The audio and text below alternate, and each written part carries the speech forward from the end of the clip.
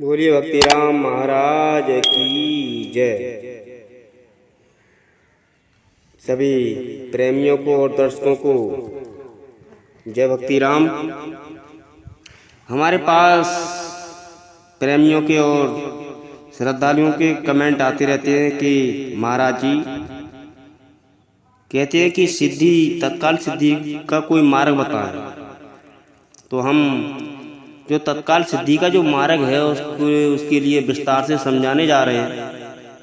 सभी ध्यान दें और हमारे YouTube चैनल को सब्सक्राइब करें और बेल आइकन घंटी दबाएं। देखिए, साधना प्रणाली दो तरह की है। एक तो शरीर, इंद्रियां, मन, बुद्धि को साथ लेते हुए साधना करना, और एक सीधा परमात्मा के साथ संबंध जोड़ देना। ये दो तरह की है। बताया कि गीता में योग की महिमा कही गई है। योग नाम है समता का। तो पहले ही समता को पकड़ ले, चाहे वह अभिधारण नहीं हो। ऐसे ही भक्ति में स्वयं भगवान के शरण हो जाए, चाहे अभी शरणागति का अनुभव ना हो। ऐसे ही ज्ञान मार्ग में मेरा जो स्वरूप नित्य सत्य स्वरूप है उसका अनुभव करने की आवश्यकता है।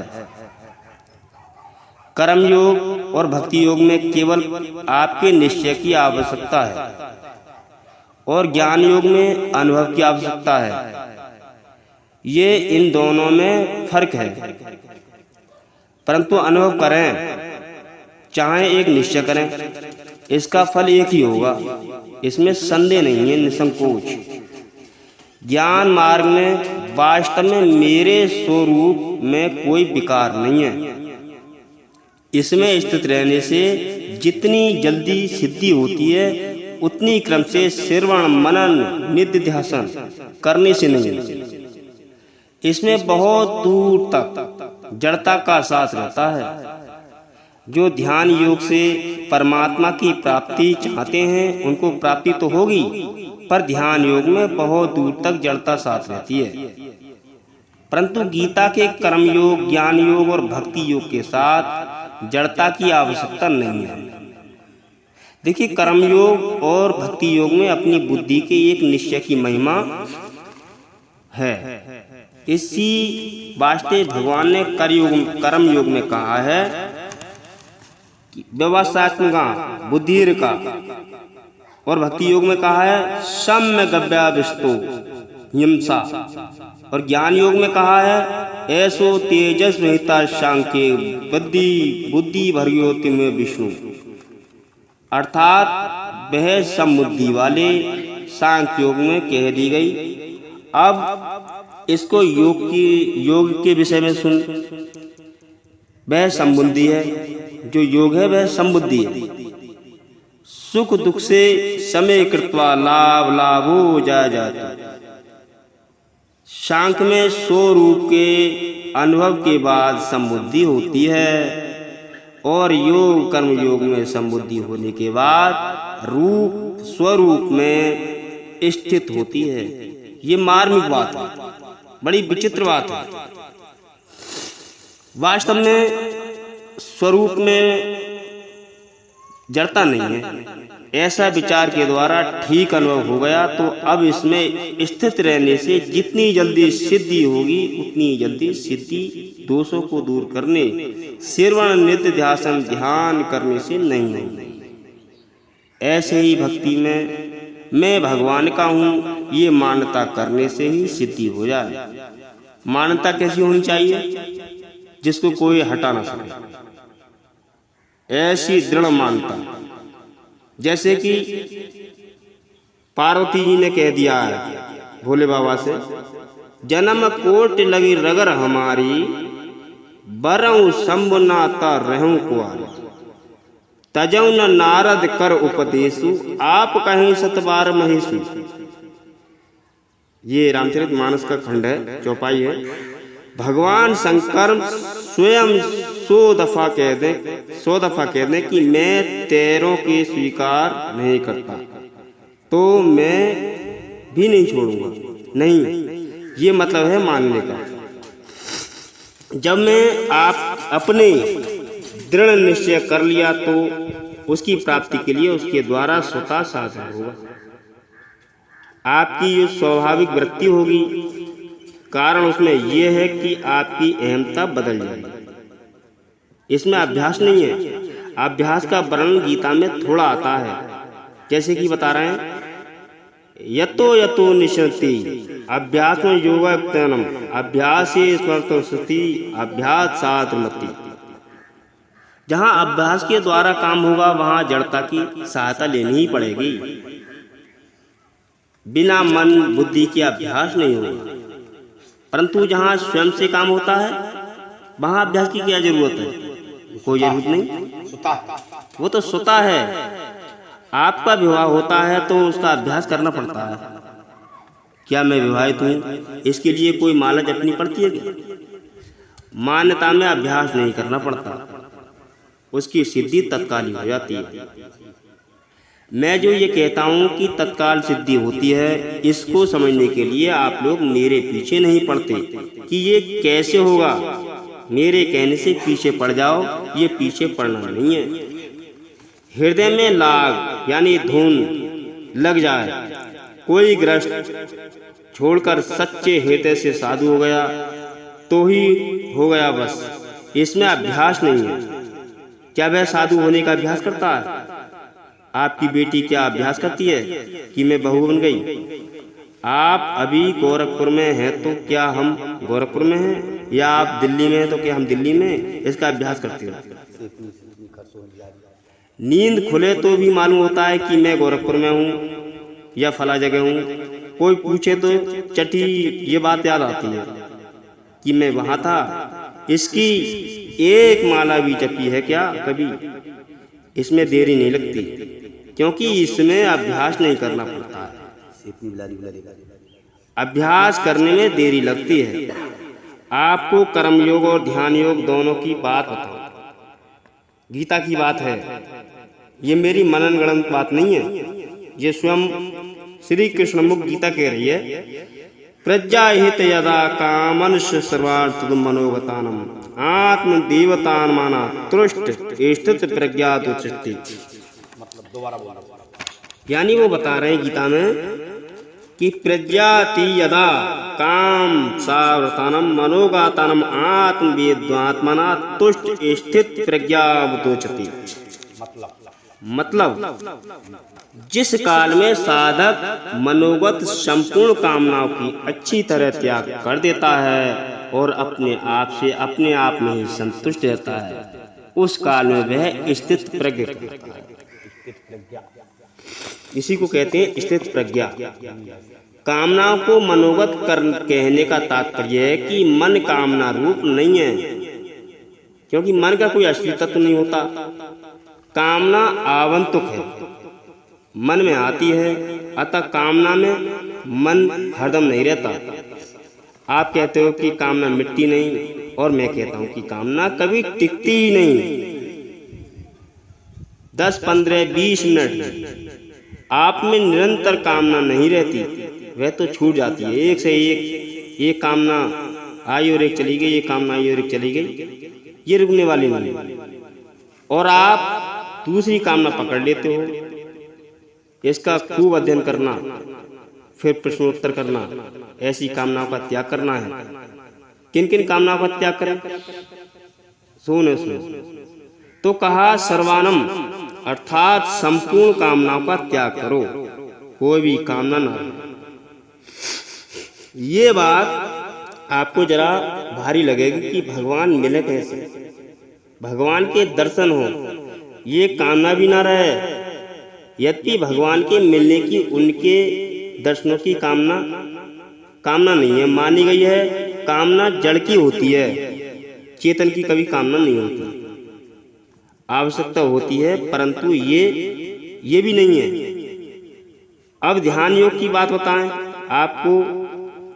भगवान श्री कृष्ण कह रहे हैं गीता में, यदा विनत चित्तमात्मनं व्यवायस्तस्ते निष्प्रह सर्व कामेभ्यो युक्त इत्युच्यते तथा। सुनने की बात है, विचारने की बात है वो कह रहे हैं कि यदा विनते चित्त मात्मने वावतिष्ठते निष्प्रय सर्व कामभ्यो युक्त इत्युच्यते तथा। यानी बस में किया हुआ चित्त जिस काल में अपने स्वरूप में ही स्थित हो जाता है और स्वयं संपूर्ण पदार्थों से निष्प्रय हो जाता है, उस काल में वह योगी कहा जाता है। अब कर्मयोग के और ध्यान योग के श्लोकों का मिलन करके देखें कि कर्मयोग क्या कह रहा है और ध्यान योग क्या कह रहा है। कर्मयोग में कामनाओं के त्याग के बाद परमात्मा में स्थित है और ध्यान योग में परमात्मा में मन लगाने के बाद कामनाओं में त्याग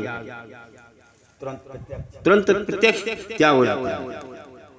इन दोनों में फर्क है। अब ध्यान योग में कामनाओं का त्याग होने के बाद क्या होगा? यथा दीपो निवातस्तु, जैसे स्पंदन रहित वायु के स्थान में स्थिर दीपक की लौ चेष्टा रहित हो जाती है, हिलती डुलती नहीं। योग का अभ्यास करते हुए यति चित्त वाले योगी की चित्त की वैसी उपमा कही गई है। जैसे दीपक के द्वारा, जैसे स्पंदन रहित वायु के जो स्थान में स्थित दीपक की लौ होती है वो चेष्टा रहित हो जाती है, वो हिलती नहीं। जब वायु हिलेगी तो हिलेगी डुलेगी नहीं, हिलती डुलती नहीं है। योग का अभ्यास करते हुए यति चित्त वाले योग की चित्त की वैसी उपमा कही गई है जैसे कि दीपक की है। ऐसा होने के बाद चित्त निरुद्ध हो जाता है। जब इस निरुद्ध अवस्था से भी चित्त उपराम हो जाता है, तब चित्त से संबंध विच्छेद होने पर ध्यान योग की आप में अपने आप संतुष्टि हो जाती है। कह रहे हैं भगवान श्री कृष्ण, यथो परमते चित्त निरुद्ध योग सेवाए यत चेवात्मात्मानं पश्यांतरमादितुष्यति। यानी यतो परमते चित्त निरुद्ध योग सेवाए यत्र चेवात्मात्मानाय पश्यांतरमानि तुष्यति। चित्त उपराम कैसे होगा? अब इसके बारे में विचार करना है कि हमारा चित्त उपराम कैसे होगा। संसार का कोई आदर न होने से, निरुद्ध अवस्था समाधि होने से चित्त संसार में तो जा नहीं सकता और परमात्मा को पकड़ नहीं सकता, इसलिए वह उपराम हो जाता है। उपराम होने से अपने आप में स्थित होता है और अपने आप में स्थिति महसूस होने लगती है। परंतु कर्म योग में कामनाओं का सर्वथा त्याग होने पर तत्काल स्वरूप जो स्वरूप है उसमें स्थित होना। राम ने भी कहा है कि मन याद ना कर। ध्यान योग का फल बतलाया है, तुम विद्याधुते शंक योग योगम योग संहिताम, अर्थात जिसमें दुखों के संयोग का ही योग है उसी को योग नाम से जानना चाहिए। ये भक्तिराम महाराज की वाणी कह रही है कि जिसमें दुखों के संयोग का ही योग है उसी को योग नाम से जानना चाहिए। इसी को पहले समत्व योग उच्यते कहा। ये योग ध्यान योग का फल है और ध्यान योग को चित्तवृत्तियों के निरोध को गीता ने योग नहीं माना। गीता ने दुख संयोग योग को अर्थात जड़ता से सर्वता योग को ही योग माना। गीता अध्याय नंबर 7 का ये प्रमाण है। पांतांजलि योग दर्शनम चित्तवृत्ति निरोध को योग मानता है। योग स्थित वृत्ति निरोधम और उसका फल स्वरूप में स्थित बताता है। तदादृष्ट स्वरूप स्थानम, परंतु गीता आरंभ में ही स्वरूप में स्थिति को योग बताती है और पातंजलि योग दर्शन का योग साधन योग है और गीता का योग सिद्ध योग है। ये कर्म योग और ज्ञान योग और भक्ति योग सिद्ध योग है। तात्पर्य यह है कि ध्यान योग से स्वरूप में स्थित जल्द नहीं होती, देरी लगती है, और कर्म योग ज्ञान योग भक्ति योग से ये बहुत जल्दी प्राप्त होती है। गीता के ज्ञान योग से सीधी स्वरूप में स्थिति होती है। उसमें श्रवण मनन नित्य ध्यासन सविकल्प निर्विकल्प समाधि सभी निर्जीव समाधि आदि आदि नहीं है। समाधि होगी तो दो अवस्थाओं से होगी, समाधि व्युत्थान, परंतु गीता के योग में व्युत्थान है ही नहीं, क्योंकि ये सहज अवस्था है। उत्तमा सहज अवस्था। उत्तमा सहज अवस्था, इसमें व्युत्थान नहीं है, ये तत्काल होता है, इसमें देरी कब लगती है? जब तक अंतःकरण में जड़ पदार्थों का महत्व है तब तक तत्काल सिद्धि नहीं होती। आप में जड़ पदार्थों का महत्व नहीं हटा तो इसमें एक मार्मिक बात बताता हूँ, नहीं हटा तो भले ही ना हटे, आप संयोग जन्य सुख ना लें, इतना ख्याल रखें। इंद्रियों का जो इंद्रियों का सुख है वो ना लें। सुख लोगे तो ना संस्कार पड़ेगा। तो कहते हैं कि एक बार सुख लेने से क्या होता है? अरे भाई, नया सुख लेकर नया संसार भीतर में डाल रहे हो। ये कहीं उद्देश्य बन जाए कि हमें तो परमात्मा की प्राप्ति करनी है, नया सुख नहीं लेना है। इंद्रियों का सुख नहीं मिलेगा। इंद्रियों का सुख त्याग करके परमात्मा का सुख लेने की जिसमें अभिलाषा है, वो सुख आ जाए तो उससे हानि नहीं है।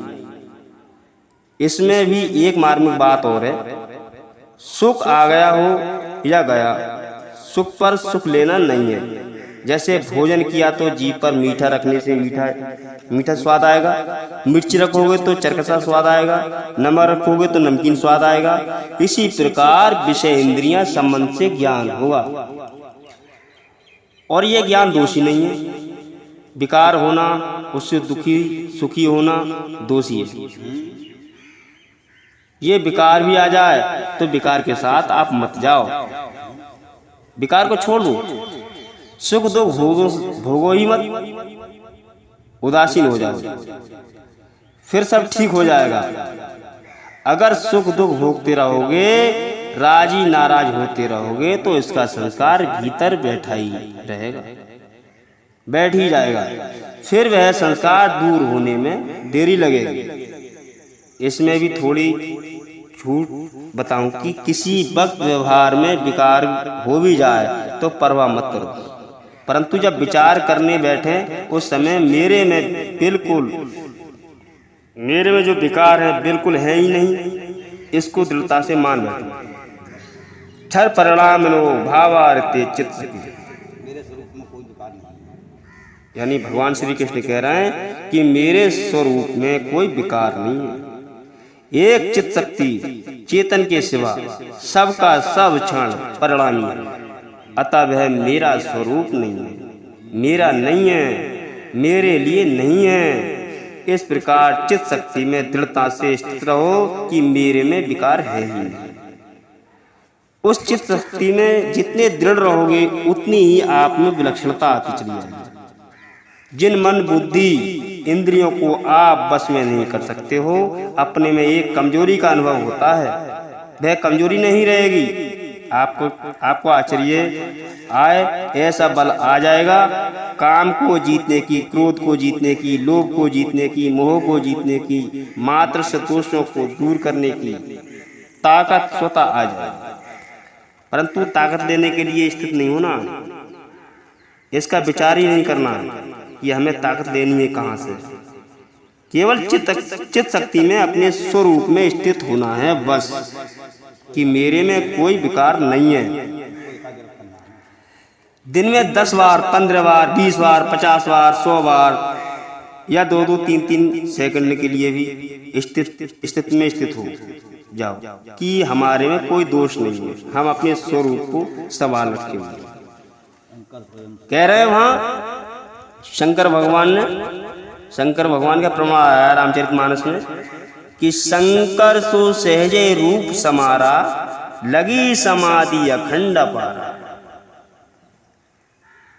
रामचरितमानस में ये तत्काल सिद्धि देने वाला योग बताया। तो इसमें देरी काम नहीं है, इसी के बारे में विचार करना है, और हमें इसमें विचार करके और जो भी कुछ और शंका बढ़ रही हो उसका समाधान पाने के लिए हमें कमेंट में बताएं।